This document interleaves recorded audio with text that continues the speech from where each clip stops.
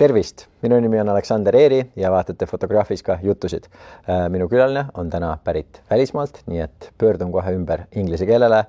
Peter Napoliello, thank you for coming. You're very welcome. You have a very successful radio show on Radio 2 called Mindbender.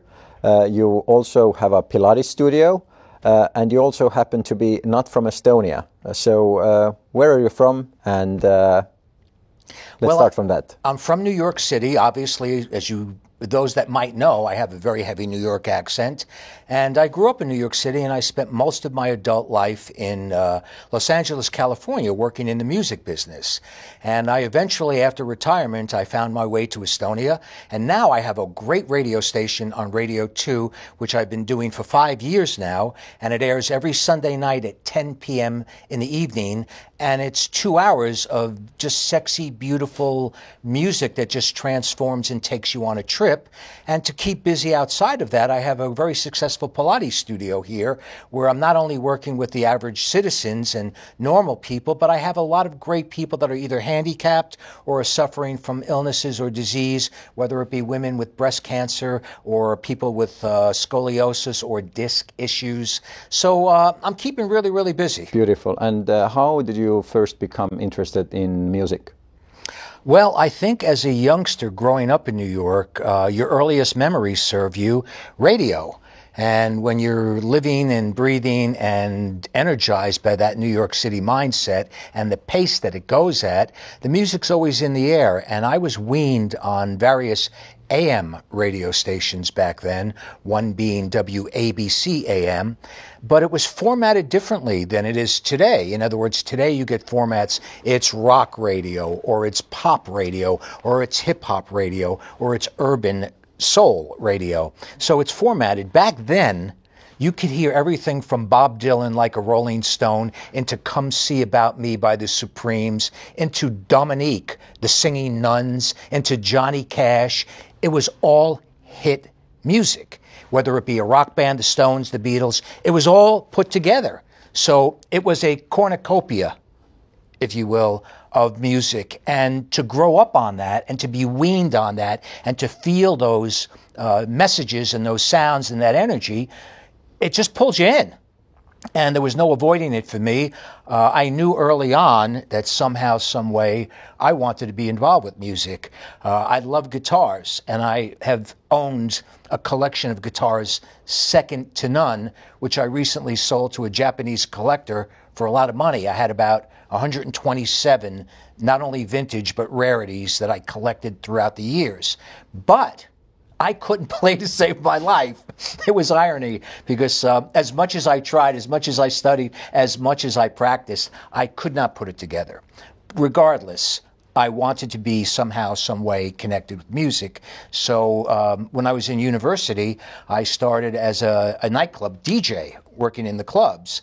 And I got really good at that. And that took me to another level. It took me to a lot of people in New York, the best nightclubs I was fortunate enough to work at one point or another.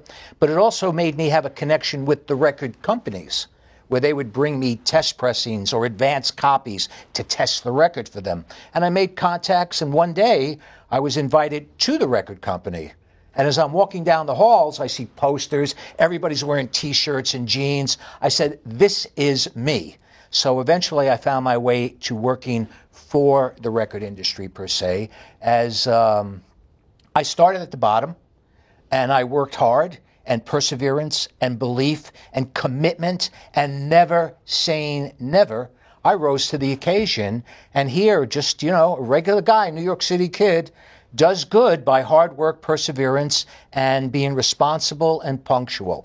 Credibility is everything in that business. You can't go around not honoring your word. You cannot say something and not deliver on it. So I was constantly on my game, and the pressure is there. And I found my way to the highest level. I knew very early on that at the age of 50, I was going to be done, and I was going to go live my life. I did it at 47. So that's pretty much a brief synopsis of how I found my way into the music business and what my origins are. I'm a New York City boy, but I moved to Southern California when I was 28, and I lived most of my adult life based in Los Angeles, California. I lived in Malibu. I had a beautiful apartment in Beverly Hills, but I also always kept a place in New York City. And most recently, I had a loft in Tribeca. So when I was bi-coastal, I had to do work in New York. I could stay for a few months, or if I was in Los Angeles, I'm home, I'm based. And that was that. What did you study at university? I studied marketing. I was supposed to go to law school. So my family is lawyers, and they wanted me to follow that route. I had no interest in that. So I was political science, a lot of marketing, a lot of business courses, because I think those two go hand in hand, especially during those years. You wanted to be either an entrepreneur or you wanted to work for the system, so to speak. So I had a lot of things, but I also gravitated towards things like philosophy. So for my elective courses, where you can choose and pick your courses, I took some interesting things like philosophy and things of that genre. And, when I finished, I immediately made it my mission to go work for the system. And there I was as an executive. How did you end up at Studio 54? By chance. Well, at that time, I was working at a number of bars and clubs, big clubs in New York City. Now, if you wanted to be a credible DJ and you wanted to be good, and you were good, you worked at predominantly the gay bars, and you were predominantly gay. I'm a heterosexual kid, but I was savvy enough and good enough and humble enough to be accepted by that community. And I was working at some of the biggest gay clubs, 2,000-3,000 people. I didn't have a home residency, but I was friends with all the DJs, so I would love to do the guest spots. One of my dear friends, he's not with us any longer, his name is Richie Kazor. He was the main DJ at Studio 54. He was the guy. Him and I were best buddies. Pete, I'm taking off tonight. Pete, I'm leaving early. Take over for me. I find myself at Studio 54 playing great music on a great sound system. So that's the way I found my way into that particular club. But I've worked at them all, everything from Infinity to 12 West, the Flamingo, the Ice Palace 57. I worked in Fire Island. I had a run in the New York nightlife club scene for 5 solid years. And I wasn't working 1 or 2 nights. I was working 3, 4, 5 nights. So that kind of intensity, those kind of crowds, you got to be on your game. I got really good. Like anything else, you do it enough, you figure it out, and you excel. So that was my life there. For the people who don't know, then can you give a bit of a synopsis of late 70s New York Studio 54? What is it? What does it mean? What does it mean culturally? It was a phenomena. I really have to give the credit to the owners, the founders, Steve Rubel and Ian Schrager. They were just phenomenal. They had clubs that were outside of the city, but their mission and their vision was to find a space in New York and do a super club. And they found an old TV studio where they actually had it set up like where they would shoot television shows. It was the CBS Film Studios, and they did TV shows there. So it had high ceilings, and it had all the capacity to do props and all kinds of special effects. So the natural name was Studio. It was on 54th Street, hence the name Studio 54. And they just did a wonderful renovation in there. And it was a time in New York City where disco was booming. You had the great underground clubs. Infinity was one. Hurrah Uptown was another one. You also had the underground punk clubs like CBGB, where a lot of the artist people and a lot of the nightlife people congregated.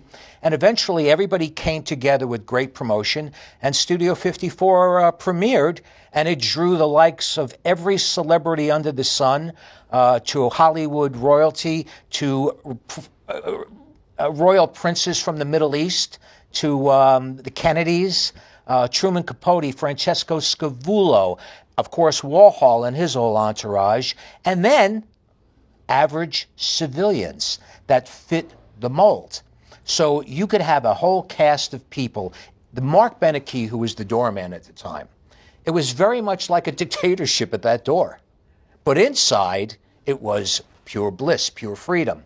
But if you made it past those velvet ropes and got into the club, it was like heaven. It was a place and a space second to none that can never be duplicated or never be replicated. It was once in a lifetime. It'll never be again. And it was special. It was short-lived, but probably for good reasons, because it was like Sodom and Gomorrah. It was as hedonistic as it gets. I have seen some things with these eyes that literally, if I wrote a book or something, I've been asked many times to do interviews, to comment when there's films being made. I stay away from it. You know, what I saw comes with me, and I think that's fair and honest. But it was magic. And another great thing about it was Steve Rubell, I witnessed many times, would treat everybody the same. So you could be John Travolta, and you could be sitting there in a chair, and of course everybody's fawning all over you, especially those years. Saturday Night Fever, Travolta was God. They're giving you free champagne. I could be just an average guy from Brooklyn sitting next to it. Steve Rubell would bring me a champagne and treat me equally as Travolta was right there. And he might even say, meet my friend John. That was the magic. Everybody was one. There were no judgments. We had every walk of life, every sexual orientation. And it was just, it was magic. And, you know, it's hard to put into words. It was surreal. You know, I'm digging now because there are so many memories. It's hard to go back into those annals and pull them all up, but I'll do my best.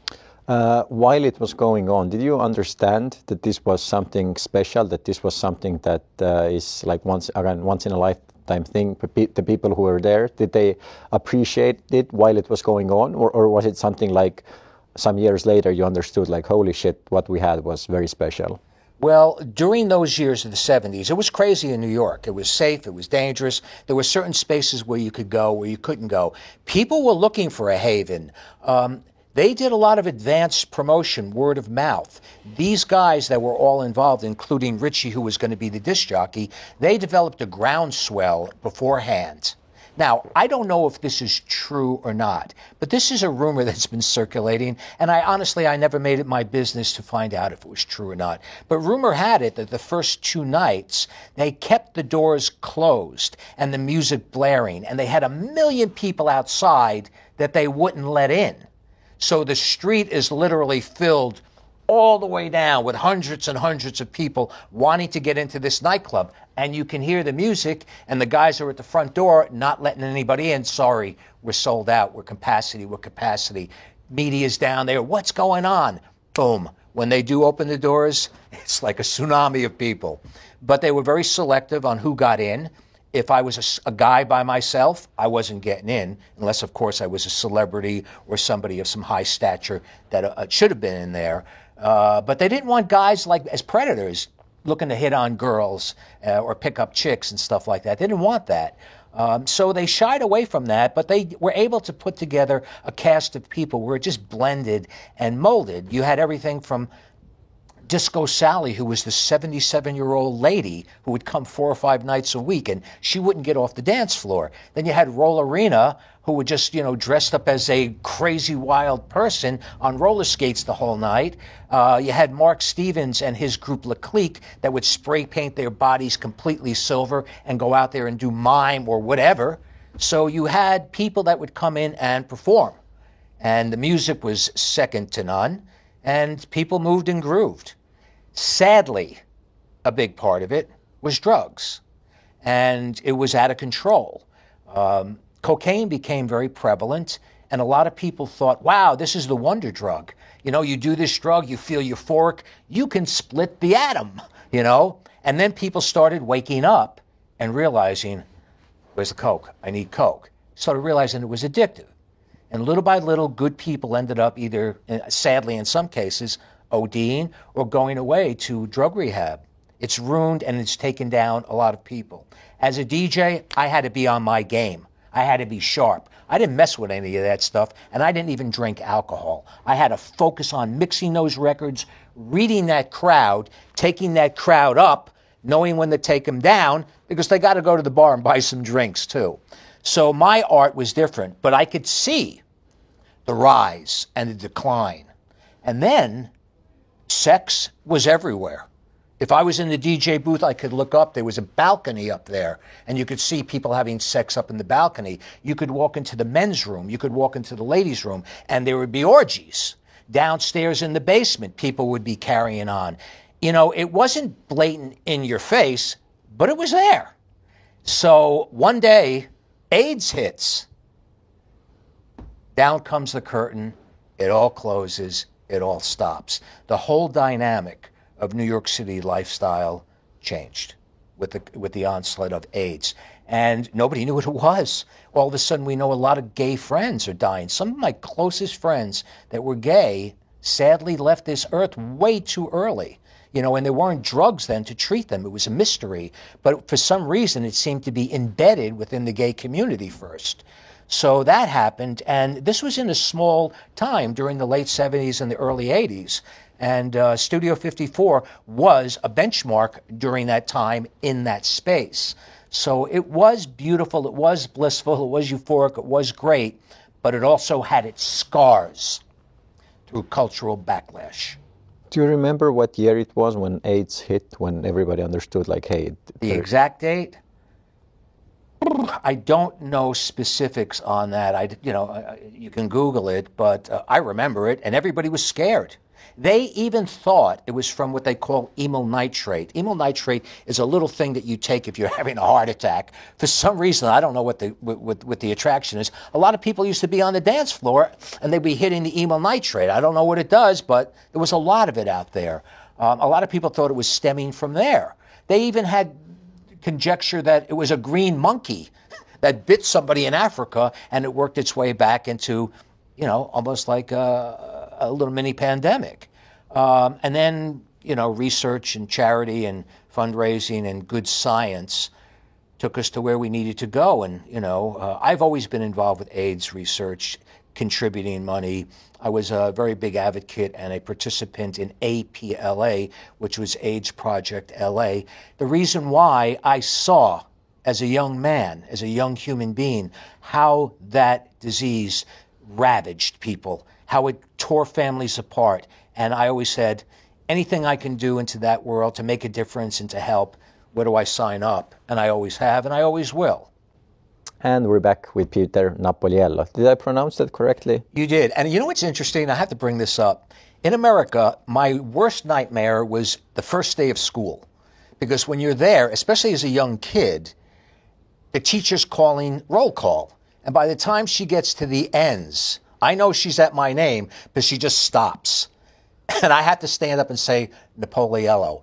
Americans cannot pronounce my last name at all. Every time I come to Europe, or even living in Europe, Europeans say it flawlessly, perfectly, anytime. So yes, you said it great. All my years living and working in the entertainment business in Hollywood, everybody always chops their name in half or changes their name. I refuse to, out of respect for my family. I always kept my family name. And, you know, it's a different dynamic. Are they both from Italy? Well, my parents were born in the States. My grandparents came from Italy in the late 1800s. There was a massive wave of migration, and my grandparents came from New York, came to New York rather. But as I was growing up, you wanted to be Americanized as much as possible. So my parents didn't even speak Italian. And again, you just wanted to know about nationalism. So I never had any connection to my roots, and I never had any connection to the language. It wasn't until years later that I started traveling, and I went to Italy, and I said, wow, my bloodline is from here? This is cool, you know? And Italians really used to be very second-rate citizens in America, right? There used to be a lot of racism against Italians, especially in late 1900s and early That's very 20th true. century. But in truth and in fairness, I think many groups were discriminated against. Of course, Jews were persecuted and discriminated. There were Irish, Italians certainly were. You were looked at as, you know, uneducated. You didn't speak the language. You weren't this, you weren't that. And it's just sad, but that's existed in the world as far back as those history books go. But it was a melting pot, because each individual group of people, no matter where they came from, they formed and forged together. And some of the architecture in New York is absolutely beautiful, and it's built by Dutch architects. And then you get a little German flavor, and of course your Italian neighborhoods, and it just made for a groovy scene. I mean, if you want to be ignorant and hard-headed, you could find fault and negativity in anything, but you're not going to enjoy your life running around living like that. Let's talk about another son of immigrants, this beautiful gentleman. Yep. Again, mid-70s, late 70s, living in New York City. Who was Andy Warhol at that time?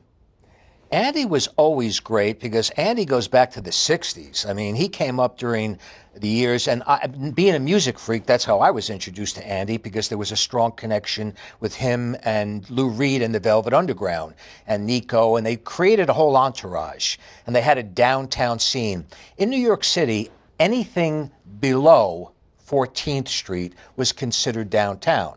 And that's where the artistic people hung out, the bohemian people. It wasn't the uptown crowd, which would be more like Ralph Lauren, Polo, and, more upper echelon, looking at least. And Warhol was part of that downtown sect, and they had a whole scene going down there that was second to none. And he was always idolized and worshipped.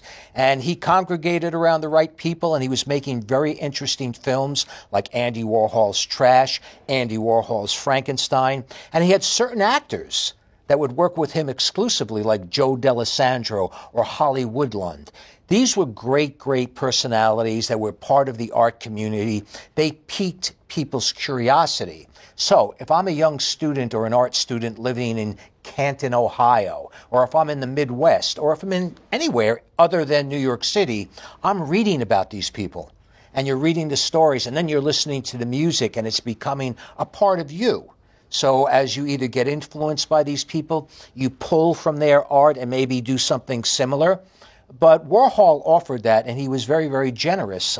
He wouldn't snub other artists. I mean, there was times at Studio 54 where you'd have, Dali come walking through the doors, or great photographers like Francesco Scavullo. And these were truly, truly artistic people. And they had a pulse and an energy about them that was addicting. So if that was your thing, Warhol was God well into the 60s, into the 70s, up until his passing, and even now. And, there came others after him. Keith Haring was very similar to that, and he came in on the scene, and he had a wonderful place in the Village called the Pop Shop. And he had his magnets, and he had his posters, and it was a groovy place. You go hang out, and you buy some merchandise, and Kenny Scharf came out of that. And then on 14th Street, you had the Chelsea Hotel, and Jean-Michel Basquiat came out of there. So it was a mecca. It was a melting pot for art in the downtown scene that still to this day very much resonates and very much exists. I saw flashbacks when I went to the Fotografiska Warhol party. The crowd was really interesting, and I said to a patron there, I said, are these Estonian people? Because I have never seen these people before. It's almost like they brought them in from New York City downtown and put them here. No, these are all Estonians. So I said, wow, I've been living under a rock here. I got to get out more often. There's a great art scene and a community that's very reminiscent of that scene. There is definitely an underground scene that if you're not a part of it, then you won't see it most days. And these are the people that... Which is the beauty of it, too. Oh, yeah. But the reason why I asked that question is because, again, as a young person, for me, growing up, there are so many people who have already become legends, and many of them dead, some of them still alive. But it's very interesting for me to understand that with some people, the stories and the legends about them, they only rise after they're dead. Sadly. Yeah. Your artwork, if you own their artwork, it certainly goes up in value after their passing. There's a lot of late discoveries, and, there's a lot of interesting people in many facets of the entertainment arts or even life that sometimes don't rise to fruition or recognition until after their passing. Hopefully, if all things go according to the big plan, there's life after life after life after life. You can have a peek back and see, oh yeah, they finally got me. But, that remains to be seen. Did you ever meet Jean-Michel? I've been in his company. One thing about me, I never got starstruck. In other words, if I was in the room and Mick Jagger walks in the room, okay, I love their music. I'm a Stones freak, but I'm not the type of person to go up and get crazy on it with them. One group, yes, tennis players. I was a tennis freak. So back then you had McEnroe, you had Bjorn Borg, you had Vitas Gerulaitis, you had Jimmy Connors. They were coming into Studio 54 all the time. Guess what? I was in their face. Dude, I saw the match last week, center court. What's up? Your serve was on fire. So there I go. But in other capacities, no. Answering your question, I've been in many rooms, many social functions where Basquiat walks right by me, where Warhol walked right by me. Of course, I knew Andy. Hey, Andy, how you doing? But I wasn't part of the so-called inner workings. I wasn't in that thing morning, noon, and night like most of his entourage was. But I was a fixture, and I would make a cameo appearance. And, a nod and a wink is equally as good as a handshake or a pound. So, yeah, I love those people because they weren't putting it on. They weren't masking it. They were not rehearsed. They were as real as it gets. Would you say that the way that people enjoy parties and music, and of course you're older now and you live in a different country and so on, but do you feel that maybe there was like a special kind of freedom back then? Because obviously nobody used cell phones, there were cameras, but they weren't everywhere with all the people all the time. So was there a special kind of freedom back then that we have lost now? Me personally, yes. I mean, I can't speak for everybody, but I think people coming out of that scene and that cycle and that time, we look at life a lot different now. There are days when I go out that I purposely don't bring my phone with me. I purposely leave it home. And I do it for a reason, because if I'm sitting at an outdoor cafe, I notice that I'm looking at the sky and I'm appreciating, wow, look how beautiful it is. Look at the color. Look at the cloud formation. Or I might see an interesting bird hopping around. I get in touch with, you have to be in touch with life, especially nature, especially your surroundings. But if you want to do a case study and go out there and observe people, most people are like this. And it's here, and it's here, and it's here. And it's bad enough it's pulling you away from your natural elements, but it's also very bad for the retina in your eyes. You know what I mean? That white light constantly hammering your retinas. It can't be good. So for me, and I think a lot of people that came from that world could probably agree with me quite strongly, younger people today, they're weaned on that. They don't know that. They've had an iPad shoved in their face from their parents since they're 6, 7, 8 months, so they don't cry in the back seat of the car. They can watch cartoons, and by the time they're 1 or 2, they're sitting at the dinner table and they're not going to eat unless you give it to them, It's the ice cream and the iPad. Without it, your kid isn't going to do anything. So it's sad. But look, it's life, it's progress, it's evolution. Do you feel people have misunderstandings about, let's say, the 70s and the 80s, the way that we think that, maybe it was like that, but we're not right about that? I love that question.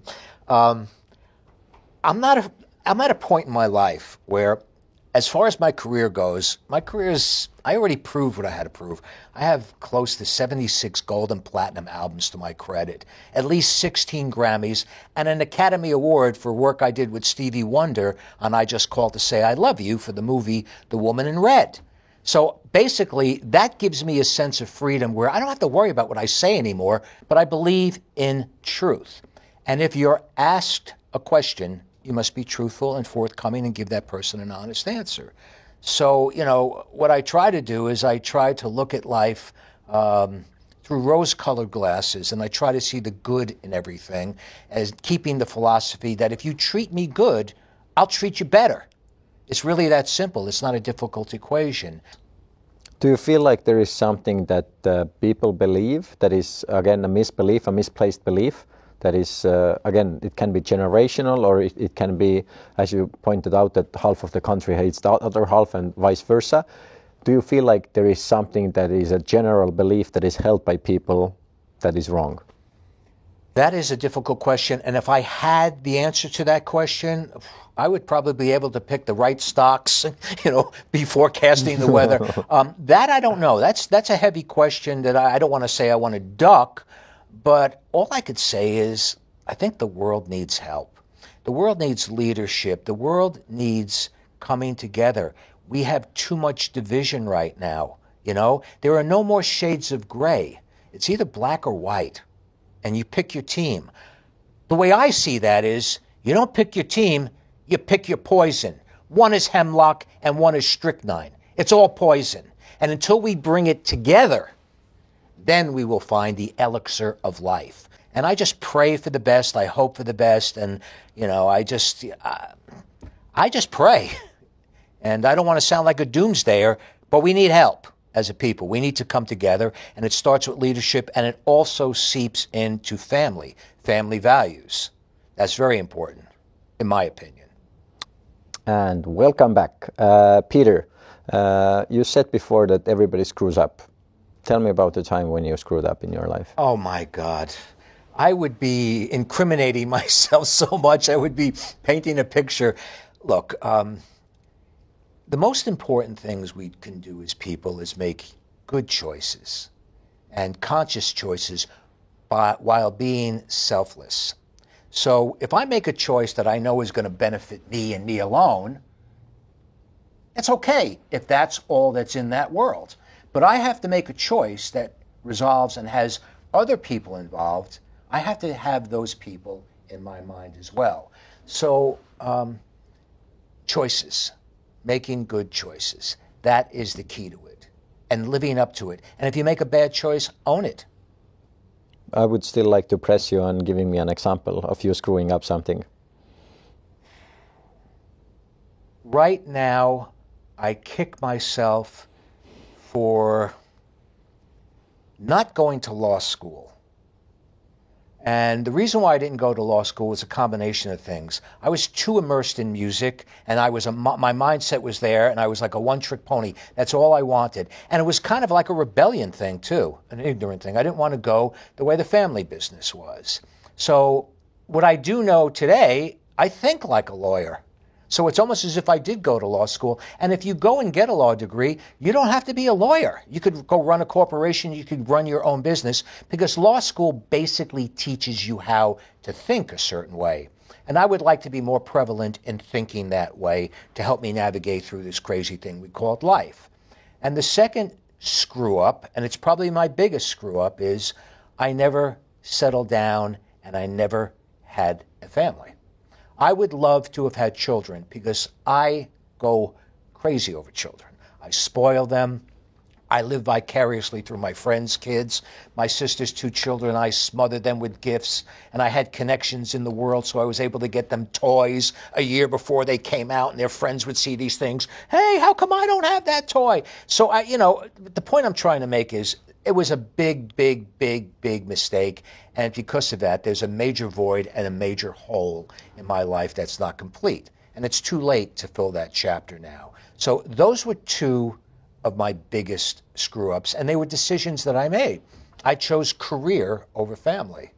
I wasn't able to hold down a relationship because I'd start my morning early. I was the first one in the office, and I was the last one to leave in the evening, and then I'd roll into the home, and my ear would be in the phone talking to my staff or talking to artists or taking care of business till 11 o'clock, 12 o'clock, 1 o'clock in the morning. My partner, my girlfriend at the time, would look at me like, yeah, this has been nice, see you later, and they're gone.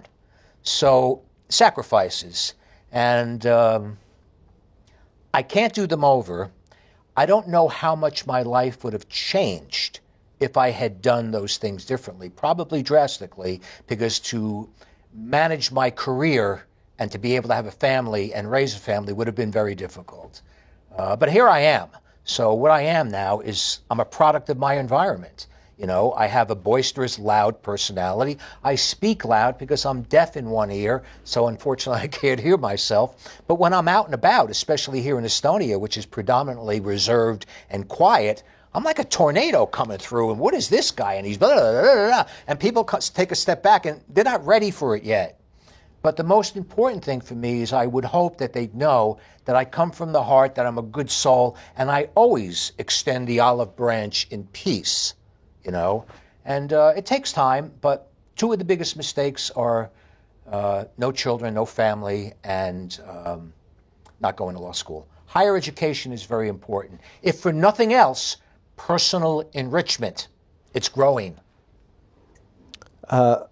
Okay, wow. Where did you get your mindset from? Because you hinted that your parents were lawyers, at least from one side. My dad was, and my mom was my mom was an artist. Okay. My mom was as bohemian as they get. She was an old school hippie. She was a hippie before hippies existed, but she was a horticulturalist, which means her forte and her expertise was flowers. My mother was a breeder of orchids. She would take one orchid strain and another orchid strain and come up. She was the president of the American Orchid Association. My mother was also a Mason. If you know anything about Masonic Temple and a Mason, she was what they call a worthy matron of the Eastern Star. So I had a father who was very, very conservative, pinstripe suit up, as straight ahead within the parameters that taught me rules, regulations. You show discipline. You open doors for ladies. You say please. You say thank you. You make sure the babushkas, wherever they are in good form.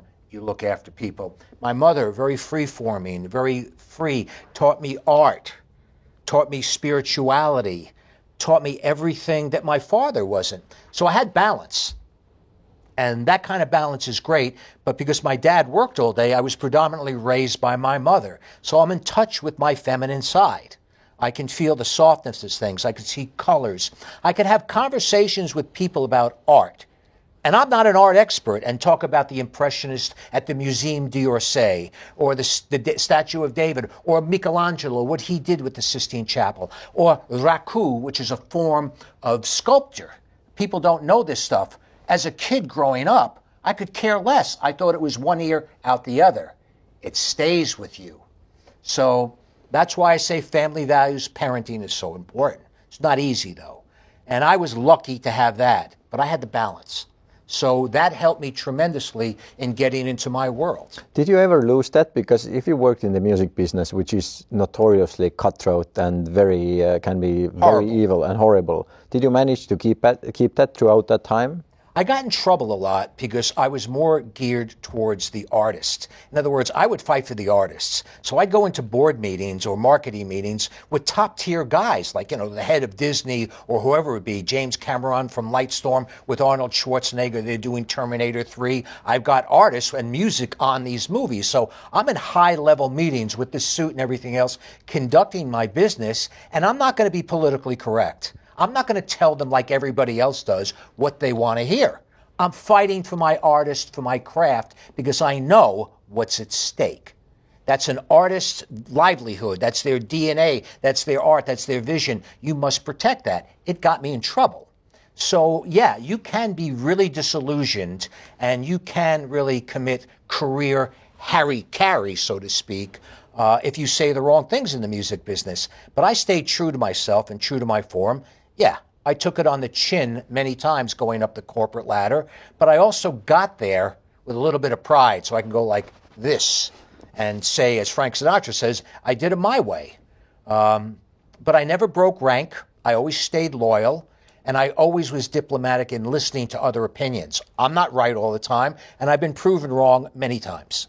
So, yeah, you do lose it, and I have to honestly say the entertainment business as a whole, there's a quote by Hunter S. Thompson that's out there where it's a money snake pit where pimps and thieves run free, but there's also a good side to it. So there's a little bit of irony there that describes it. But I think today's day and age, any business is like that. Look at Wall Street. Look at these hedge fund guys. You see the movie The Wolf of Wall Street? These people are animals. When there's money involved, there's greed involved. I was lucky. I learned in my 30s. You reach things, you buy houses, you buy cars, and you find out you're still not happy. Gee, I'm less happy than when I didn't have it. And if I'm not happy now, what is going to make me happy? You crash and burn. You ask a lot of life questions. So I knew going forward in my upper demo, so to speak, that I didn't care about, put it this way, I don't like to date or associate or invest my life in women that care more about a Gucci pocketbook than they do that dog walking on the street. Where's its owner? Do you know what I mean? So that's just me. And again, I just want to be clear that these are my viewpoints and my viewpoints alone. In no way am I advocating to try to preach or shoving my vision down anybody's throat. I'm here to tell my story. Have you had any important beliefs or views or values that have changed throughout your life? It's interesting because I think life goes through, for me, it went through a 5-year cycle. If I had to describe it, every 5 years, it's as if I unzip my skin and I step out and I'm a new person. And you see different. You see the world differently. And I tell you, some people are afraid to get old. When you hit 50, guess what? That's when you put the car in gear and you go. Those are great, great, great years. So if I can spread any insight to young people coming up, don't be afraid to get old. Take all your knowledge so as you get up there with age, you're more wise. That's what it's all about, you know, and you take it on with you. And you spread it. You be generous with that wisdom. You teach people. You show people. We haven't talked about how did you end up in Estonia, because I guess it's something that is very interesting for most people to know.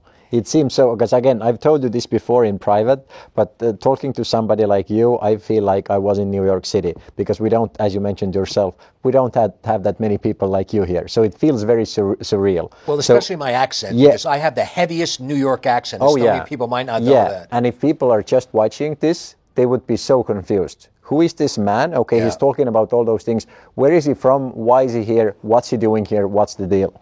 All right. Well, first of all, I'm not running from the law because I wear my sports clothes a little bit different and I stick out when I walk around the street. I'm not chasing women because if I was going to chase women and be a womanizer, I would be in Hollywood where the most beautiful starlets from all over the world go to live. And I'm certainly not washing money because I don't even know how to wash money. I hear that expression so often. So eliminating those three things, which I think everybody is almost immediately suspect of, I came here by chance. It's almost as if I was an outcast and I just happened to land here. I knew about Estonia. I had an invite to come here. But when I came as a Westerner, I don't see architecture like this. I'm walking through the old town and I say to myself, gee, am I on the Disney lot? Am I on the Warner Brothers Pictures lot? Are these staged? Is this real? And I realize it's real. Coming from a creative background, I like film. I've been involved with making films. I've written screenplays before. I know cinematography. And I say, boy, what a beautiful backdrop this is. Witnessing the white nights during the summer months, Yanni Paiv, you don't see light like that like you see in a studio or on a film set. That's something that a lighting director goes crazy over it. And if you capture it, you have something very unique. So I put all those elements together, and having lived in Europe before, I lived in London for 2 years. I lived in Holland for 2 years. I lived in Italy for 6 months. Going back to California, I said, okay, it's time to go back to Europe. Where am I going to go? I said, guess what? I'm going to base in Estonia. Why? I'm 2 hours, or better yet, 3.5 hours to Istanbul. I'm 2.5 hours to Rome. I'm 2 into London. I'm an hour into Stockholm, 45 or 20 minutes into Helsinki, an hour over into St. Petersburg. I have access to see some really great places in the world that I normally wouldn't get to see. Why not? So coming here, I said to myself, all right, I don't want to be dormant. I don't want to be unproductive.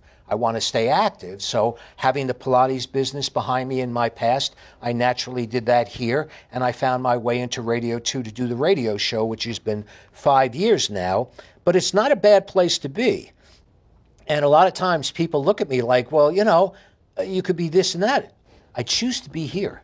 It's good country. There's a lot of great opportunity. Maybe not for me because I'm done with my career. I'm just treading water and staying busy and staying active. It's important. But for young people, I always tell them, you got a great country here. It's good to fly the coop, go away, get an education, get some world experience, maybe get some job experience, but come home. Build this country. Oh, but it's such a small country. Hey, Rome was a microcosm that ruled the world for over 200 years. A guy named Frank Sinatra is from a little place called Hoboken, New Jersey. So don't give me Estonia as a small place. It's a mindset. I always say it's a revolution of the mind. You're in a space. And I will say this, and I say this from the heart, there's an energy here, a groundswell underneath that's like no place else. There are certain vortexes around the world that have energy that channels in. San Francisco is one. Santa Fe, New Mexico is another one. Parts of Holland have it. Estonia, bubbling under. So there are many reasons why I'm here. There are many reasons why I stay here. Are there any other misconceptions that Estonians have about ourselves that you as an outsider see that it's not quite like that? Because Estonians are always like, we like to ask about ourselves, but we also like to talk about ourselves. Like, oh, we're very conserved, we don't like to talk, we're very mean, very angry, very this and that. Do you see, how do you see Estonians as an outsider? That's a lovely question. One of the first things when I first came here, you know, as you can tell by my personality from the show, I can talk. I can go on and on and on. And mostly because I love people and I love making new friends. But I don't have a problem walking on the streets in the morning if somebody's walking by. Top of the morning to you. Good morning. Beautiful day. Enjoying yourself. Everything good. People look at you like, and I got a lot of negativity on that. And I had a dear friend of mine who explained to me, we have an expression here, Estonians eat Estonians. I found out very soon that Americans are on that menu too, because I wasn't getting any love and I wasn't really welcomed with open arms. But you have to be diplomatic and you have to be democratic and you have to be smart. And you have to look at it and you have to say this to yourself. It's a brand new country in terms of freedom. It's going on 30 years, but in essence, it's still a baby taking its baby steps. So you must let the people and the society groom and become acclimated and become comfortable, especially when strangers like myself come waltzing through. It's like, who is this? What is this? What does he want? You know, so that's a growing process that I could see about this country. But I get beyond that because when I do go into the countryside and I meet the people that are the salt of the earth, the seniors, the ones that lived and suffered under occupation, from my very first day that I took my first breath of life, I knew something called freedom. I have no idea or any inclination what occupation really feels like. I can only generalize and guess. But when I look into these people's eyes, I see their soul, and I see the suffering, and I see the angst, and I see the pain. And I realize now that these lovely people are in the twilight of their life. They have something called freedom, and boom, what do they get hit with? A pandemic. And now that we're slowly coming out of the pandemic, boom, what do they get hit with? An electric bill that is ridiculous. So it makes me want to do more, because that's my high, and that gets me off, is helping people. So I think it's important. My country has plenty of benefits and plenty of programs to help people. I don't need to do it there. I enjoy doing it here, and sometimes I second guess myself, and sometimes I don't question why I'm here. I'm here, and that's it. And I'm okay, and I'm cool, and I'm good, and there's really not much more I can say about it, but it's a good place. That's very beautiful. The motto of Fotografiska is inspiring a more conscious world. And this is something that we try to build all of our podcasts and exhibitions and everything on, basically. What would you say? How can we inspire a more conscious world? It comes from the heart. You know, as Helen Keller, the blind, beautiful woman, quoted as saying, the most beautiful things that you can't see or feel in life, you have to have them in your heart. And I think that's something that really resonates with me. I don't think Estonia is any different than anywhere else, but I kind of feel like I was living under a rock because I'm at a point in my life where I don't go out and party too much. I pretty much live under the radar, and I'm low. I'm in bed early. I'm up early. I don't get out and get crazy. I go to nice dinners. I go see a movie. I travel a little bit, but you won't see me in the bars and the nightclubs. I don't drink, and my days of high craziness are behind me. But I feel like I'm living under a rock because you guys have been around for a while, and I didn't even know you existed. And then I went up there and I said, wow. And then I see the artists and the expos, and then I see the layout, and then I meet the people that are involved, and everybody under that roof, from the young people that are working in the cafeteria downstairs, to the people that are working into the gift shop, to the art curators, to the restaurant upstairs. They're all really sweet, nice people. They make you feel comfortable. There's a good energy and a good vibe there. So in answer to your question, I think you're doing it. And I think peace and love and truth will find its way, because when you have venues like that, it's like a temple where people like me and people who think like me that are open-minded and loving and caring and compassionate, it becomes our temple where we come to worship. And I think you guys have it, and I'm really, really thankful and glad that I found it. But I really feel stupid, like, what were you where have you been? You know, it's been here. So I think the fact that it's arrived, I think only time will tell. And since I've been involved and coming up there and frequenting it and meeting nice people like you and everybody else that's there, I have to honestly say that I'm enamored, that I'm really impressed. But more than that, I'm thankful. And I think the Estonian people have to look at it like that too.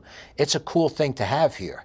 I think there's one here, there's one in Stockholm, there's one Berlin. New York, and they're making one, opening one in Berlin, Shanghai, and Miami this year and next year. So, you know, you have a few jewels in the crown, and there's a crown jewel right there in Estonia. So I think it's great. And you know what? You channel those energies to each other, you network, you learn world art, you learn world people.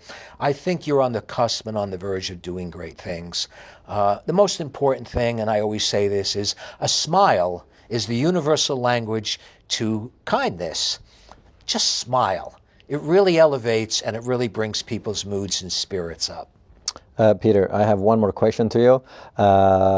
Andy wrote in his diary something that I got reminded of when you were talking about Helen Keller. And Andy wrote that people should fall in love with their eyes closed. What does that statement mean to you? Personally, when I close my eyes, I have no fears. All my inhibitions go, all my protection gets dropped, because when I close my eyes, I'm truly free. In the mind, it's infinite. So if you can approach anything, whether it's the love of an animal, that you're going to feel the animal and it's going to lick your hand or scratch you, or it's a lovely partner that you're going to caress and you're going to hold, and you might even make mouth contact and kiss. Under the sky-clad is truth and freedom. What better way to fall in love than meeting them at a bar and she's a hot tomato? Oh, baby, you got legs. You know, does beef come with that shake? You know, rather than that superficial, stereotypical nonsense, which is vapid, you get nothing out of that the next morning. I think, Andy, I never heard that quote before, by the way. So what you just heard from me is what flowed out of me. And that's beautiful. I'm going to remember that one. I never heard that before. Thank you. Peter Napoliello, thank you very, very much for coming. You're welcome. It was my pleasure.